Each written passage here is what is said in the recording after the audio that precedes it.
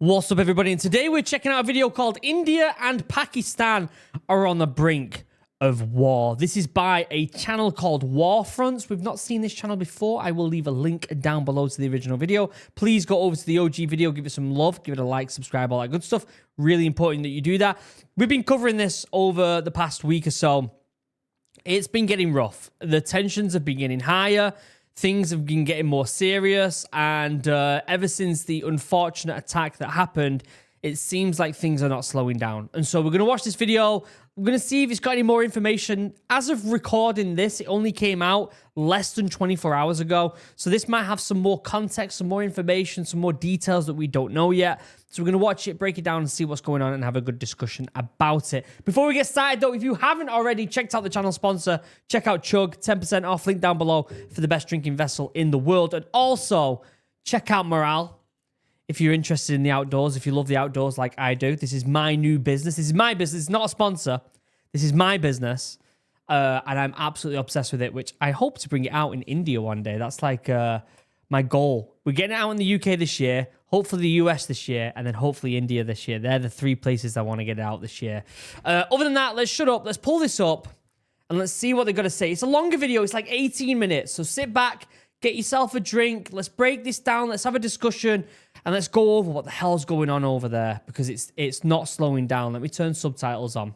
Right now, two nuclear-armed nations stand at the precipice of an all-out war. Following a shocking terror attack against Hindu tourists in the disputed region of Kashmir, the bitter South Asian rivals, India and Pakistan, have leapt at each other's throats, exchanging fire, cutting off a critical water supply, and moving military assets in a way that suggests large-scale violence may be imminent.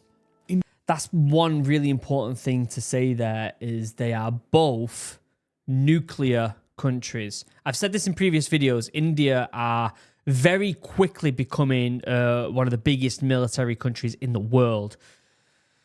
And so, yeah, this is looking scary. India appears to be building a pretext to strike Pakistan directly. Pakistan is making clear that it will defend itself at any cost, and attempts by the entire rest of the world to bring a stop to the crisis have failed. The fragile peace between India and Pakistan, it is crumbling as we speak. So here's what we all are going to need to know in advance of whatever comes next. Yeah, I'm gonna guess that it's gonna talk over the incident. So I just want to preface this by saying, if you're local to the area, if you're watching this, it may be sensitive topic, so just be aware of that. I always give warnings when I'm talking about the Ukraine-Russia footage that we watch and stuff like that, and bear in mind people who have PTSD around you, people who have history in this type of stuff. Just bear in mind who you watch this type of content with, okay, guys? You know, your grandma, your granddad, your mum, your dad, your brother, your partner, they all might have issues with dealing with this type of content. So just be careful who you watch this with, okay?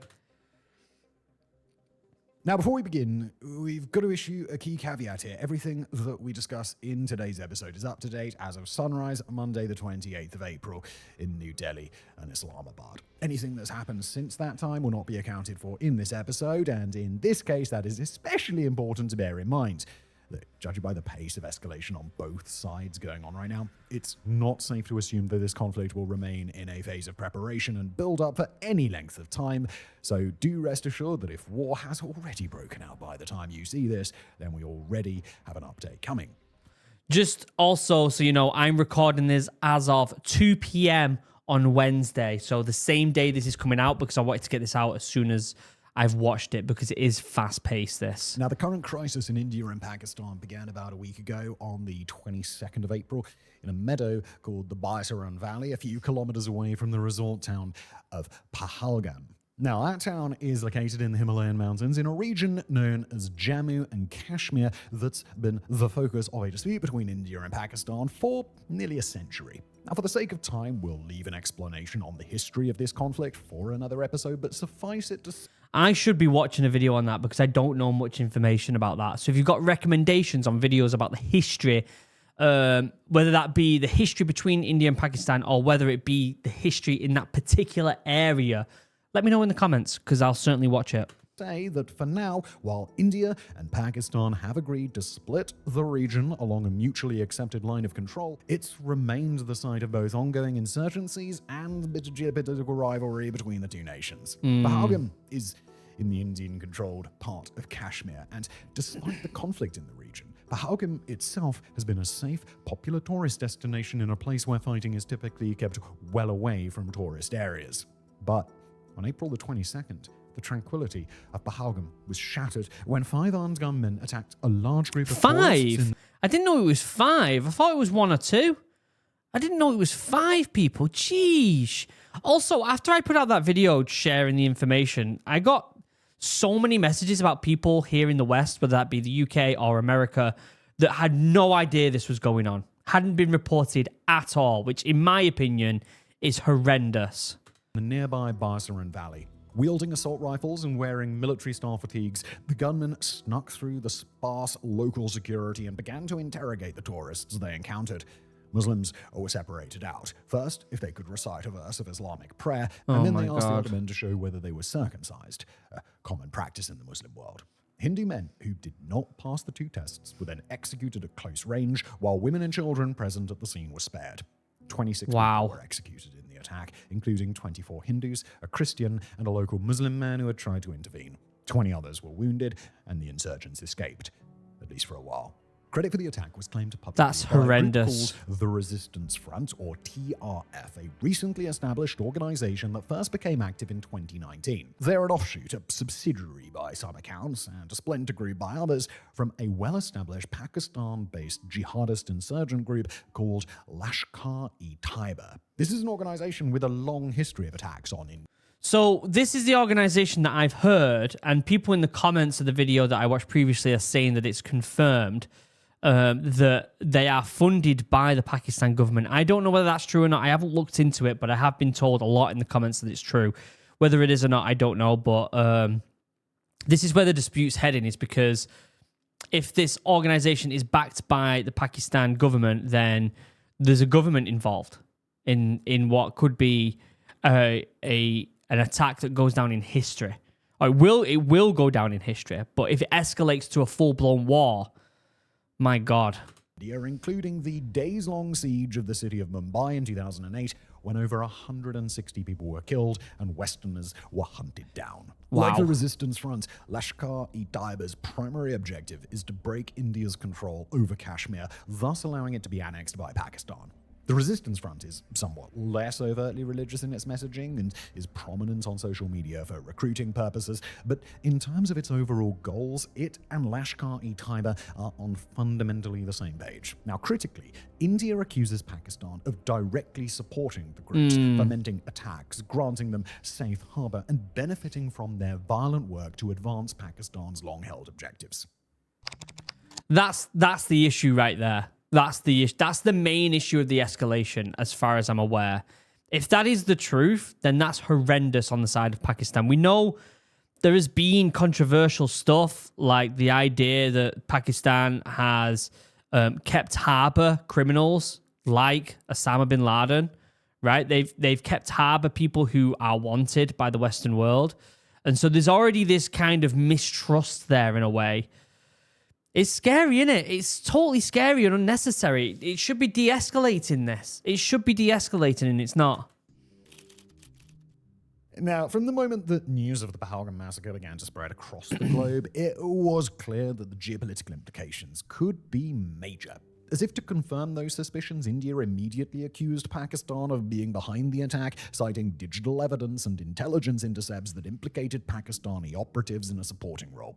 India has yet to produce conclusive evidence for the world to see, but that did not stop a first round of reprisal measures against Pakistan from coming within just a day's time. India announced 5 retaliatory steps in total, including the closure of the primary border crossing that links India and Pakistan, the expulsion of Pakistani diplomats, a travel ban on all Pakistani nationals to India, and an order for Pakistani visa holders to leave India immediately. India formally downgraded its ties with Pakistan and issued information on 3 suspects, 2 of whom it claims to be Pakistani. Now, the most important... That's horrendous. Like, that's... And when I say horrendous, it's not bad as in, like, what India are doing. I mean, it's like... It's drastic. Like, they are really taking this seriously, and they are getting rid of everyone who has any ties to the country of Pakistan within their country. It's insane, isn't it? The escalation is, and like at the same time, like I get it. India are probably like, I'm fed up of this. I'm fed up of it. I get it, right? I understand at the same time. It's just scary, isn't it? Because it can just escalate further and further. Important retaliatory measure, by far, was the suspension of a critical agreement called the Indus Waters Treaty, a compact first signed in 1960 to establish control and sharing arrangements over the waters of the Indus River and several other important rivers. Up until now, the treaty has never been suspended, despite multiple violent conflicts, and it's been hailed as one of the most successful water-sharing arrangements worldwide. Importantly, the water of the Indus River and other governed water sources flows from India into Pakistan, giving India practical leverage over the rivers if it ever chooses to take action. Pakistan has long regarded the potential suspension of the treaty as a major national security threat, both because India could withhold water from Pakistan and cause crippling droughts, and because it could release the water in massive floods traveling downstream. 80% of farms in Pakistan rely on waters governed by the treaty, and the nation... Wow, that's a big grasp that India has on there, isn't it? A very big grasp. And I get Pakistan's anxiety there when it comes to something not being in their control. But that's nature. That's nature. The river so happens to flow that way. It goes through India. That's nature, isn't it? Has already suffered consecutive years of drought, meaning that a long-term cut-off of water could be crippling for Pakistan in the long term. So for India to suspend the treaty in the wake of the Baham Attack sent two very frightening signals all at once. First, indicated that India's assessment of the terror attack must have either showed conclusively that Pakistan was responsible, or to take a cynical view here, it had decided to use the attack as pretext for a major escalation. Right. Second, given the magnitude of the threshold that India just crossed, India most likely wants to make it clear that it will not be backing down. Pakistan issued its own series of retaliations in short order, closing its airspace to Indian airlines and giving a sharp condemnation of India's decision to suspend the water treaty. The nation suspended a very special visa category granted to Indians, with the exception of Sikh pilgrims, and suspended all trade with India, including trade deals in goods exchanged through third nations. Wow. Pakistan suspended its own historic treaty, the similar agreement signed in 1962, which establishes principles governing the carefully managed peace between the two nations, including a ceasefire in Kashmir. Pakistan accused India of, and we'll quote here, fomenting terrorism inside Pakistan, and stated it would consider all bilateral agreements and treaties with India to be suspended until India ended its alleged sponsorship of terrorism. I mean, come on, that feels like a self criminalization, doesn't it? It feels like they're holding a bit of a mirror up there. Whether that's true or not, I don't know, but it just feels like it's a what's the word I'm looking for when you say something, but it actually, and you direct it at someone else, but they're actually talking about themselves, basically. There, it just seems like they're saying India are doing terrorism, but the truth is, it seems more likely the other way at the moment. I don't know the full intricacies, but what I'm seeing from the West, like from the news of here in the Western world, watching YouTube and watching as much, unbiased news as I possibly can, it seems like a bit of a reflection there that Pakistan is saying, doesn't it? What's most important of all, going back to the Indus Waters Treaty, Pakistan vowed to consider any attempt to stop or divert water allotted for Pakistan as an act of war, one that would draw full military retaliation from Pakistan. An act of war? Could you say it's an act of war?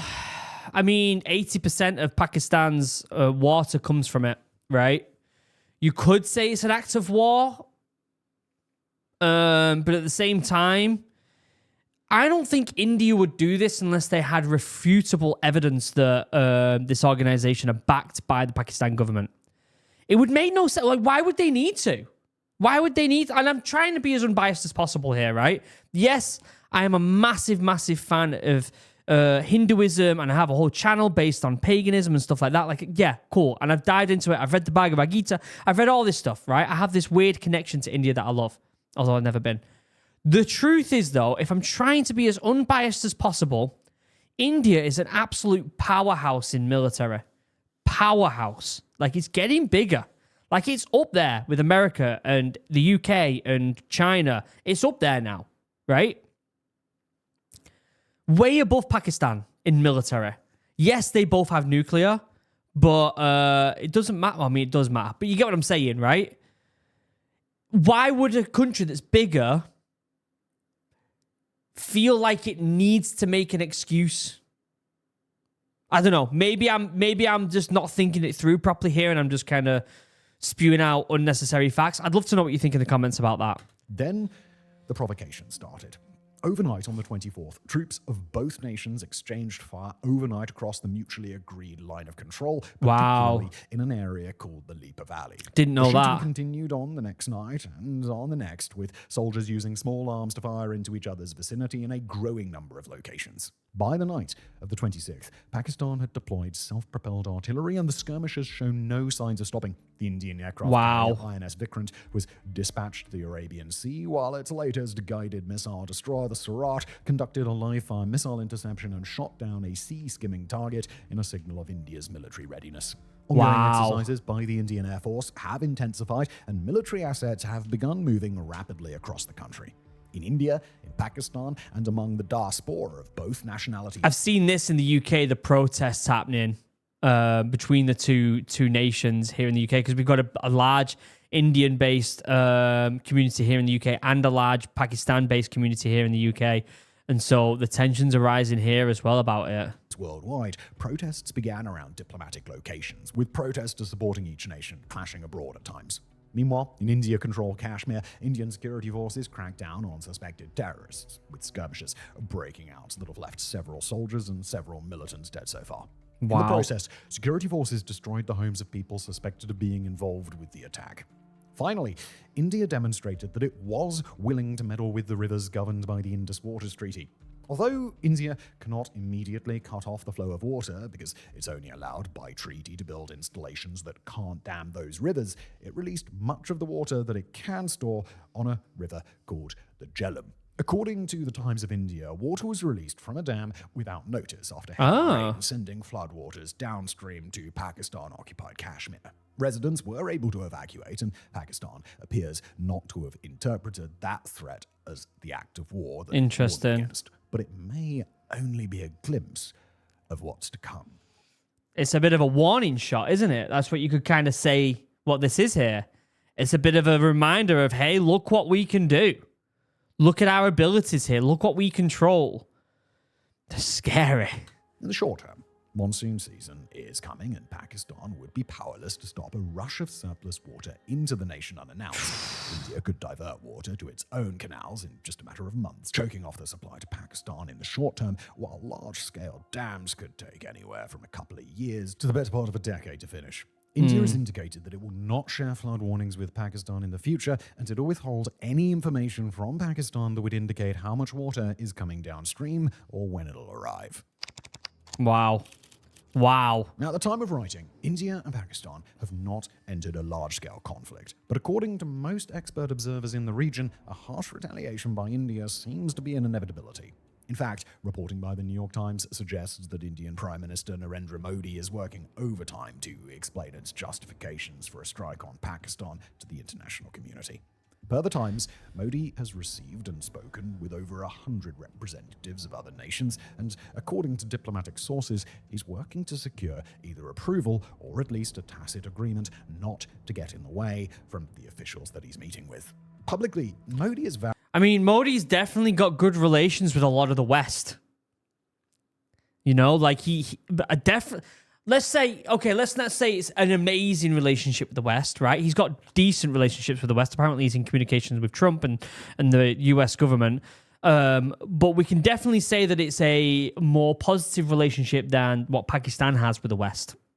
That's the truth, isn't it? And so not only is India absolutely ginormous when it comes to their military capabilities, they have the backing of the West. I get it. Pakistan probably can muster up other countries to their aid. It seems like the world is on one side or the other, West versus, China, Russia, etc., etc. But the truth is, India are already a powerhouse, and if they turn around and get the US on their side as well, which wouldn't be a surprise, my God. out severe retaliation and threatened to destroy areas that militants in Kashmir rely on for safe haven. Modi's harsh response has been well received domestically, with much of India outraged over the deliberate targeting of Hindu civilians in the terror attack in Pahalgam. For years, Modi's political movement has drawn on the power of Hindu nationalism in the world's most populous nation, and now anti-Muslim sentiment in India is rising rapidly. Abroad, few nations have the type of meaningful leverage over Modi that could prevent India's leader from escalating if he so chooses, and those nations that could put a stop to what's happening don't appear inclined to do that. As for what comes next, past action may help to predict future conflict. India and Pakistan have fought several wars since the partition of India in 1947 with varying results. Their first war, fought over Kashmir in 1947 and 1948, ended with a stalemate that's sometimes interpreted as a partial victory. I don't know any about this history. I want to know more about this stuff. I want to watch videos on this stuff. So if you've got recommendations, let me know in the comments. I'm a massive history nerd. Massive history nerd. And so if you've got any resources on this, whether that be YouTube videos, whether that be books, movies, TV shows, podcasts, let me know in the comments. India establishing the line of control in Kashmir that still governs affairs to this day. In 1965, India got the better of a 6-week-long war, while in 1971, India was able to beat back an initial Pakistani assault and force the surrender of over 90,000 Pakistani troops. Wow. In a more limited engagement, the Kargil War of 1999, Pakistan provoked a war that was quickly drawn down due to international pressure in yet another defeat for the Pakistani military. Other engagements since that time have consisted of smaller skirmishes before a rather hurried return to the status quo. The good news to take away from that quick history is that these two nuclear-armed nations have proven adept at avoiding a nuclear exchange so far. Pakistan gained the ability to detonate a nuclear weapon around 1984. India tested its first weapon a decade earlier, and today each side possesses an arsenal at or above 170 warheads. That's terrifying, isn't it? If it gets to that point. I don't think it'll get to that point, but if it did, it's just terrifying, isn't it? Neither side has yet launched a nuclear weapon in anger, and for now, the current conflict doesn't outwardly seem to be on track for a nuclear exchange. So, that's something to count on at a moment where good news in this crisis is pretty hard to come by. But both in terms of their nuclear and their conventional weapons, the most important factor that may differentiate this conflict from prior exchanges. I'm fed up of living in a time where it feels like nuclear conflict is around the corner, whether that be Ukraine, Russia, Israel, Gaza, India, Pakistan. It just feels like China, Taiwan. Like, it just feels like at any moment, it's going to kick off. It's terrifying. It just feels like such a unstable time to live, doesn't it?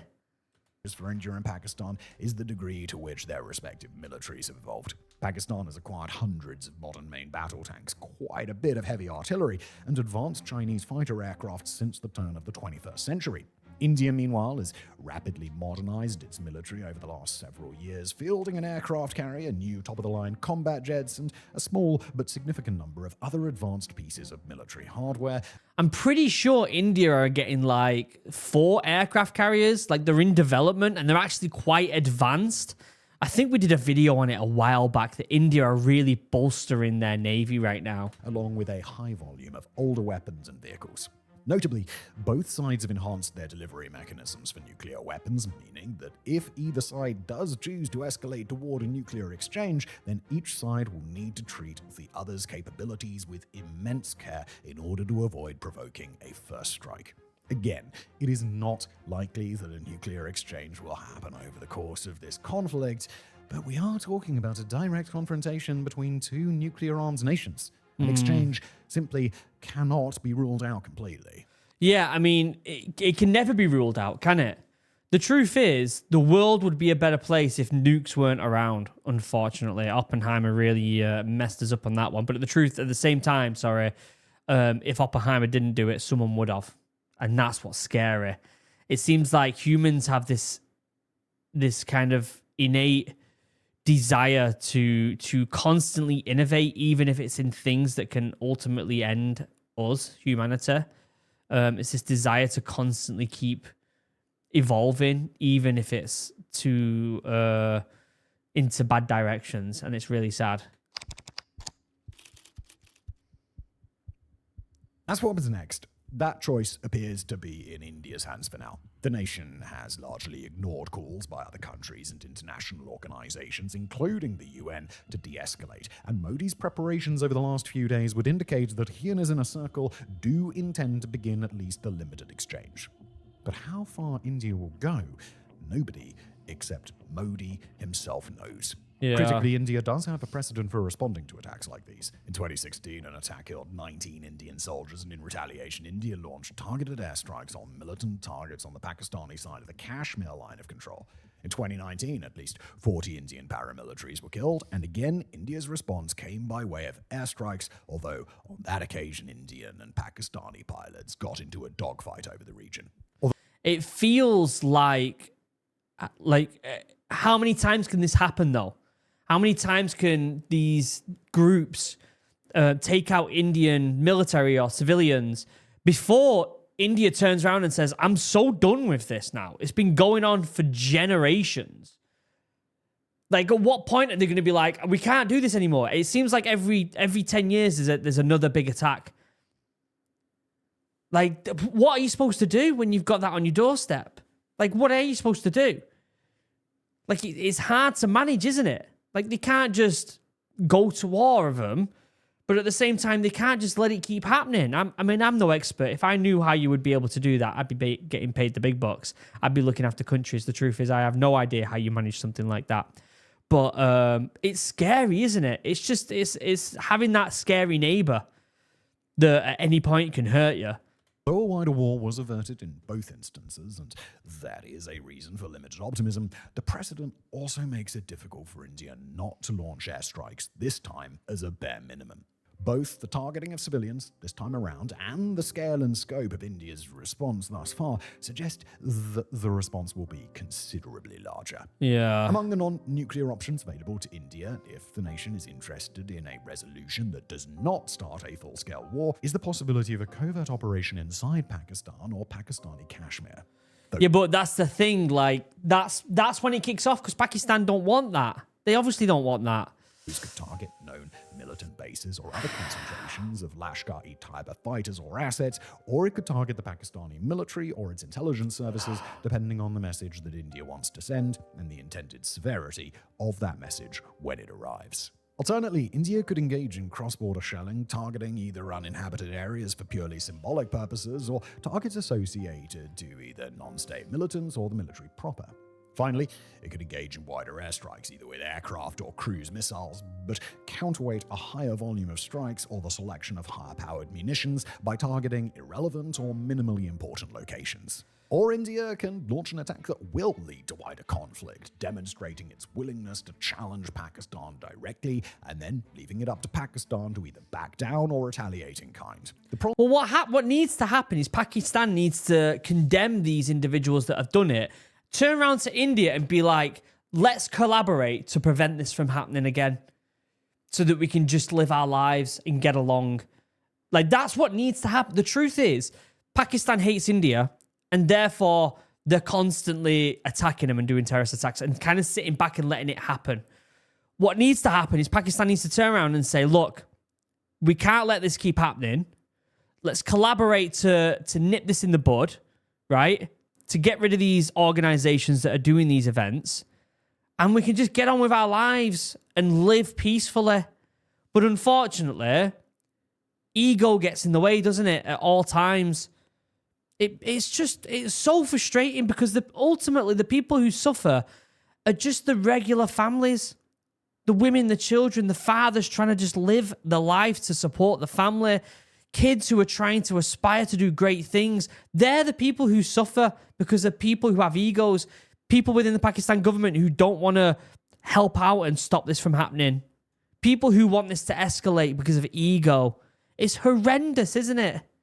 The problem with even limited strikes, however, is that they can very easily be misinterpreted or received by Pakistan in a way that India doesn't anticipate. Depending on what India does and how Pakistan reacts, there's no telling whether even a carefully calibrated symbolic attack could lead to a much larger exchange. Yeah. There's no telling that Pakistan will even wait for India to act first. If True. India seemed to be on the warpath, Pakistan may choose to act first and gain an advantage if the nation's leaders believe that a more significant conflict is in store.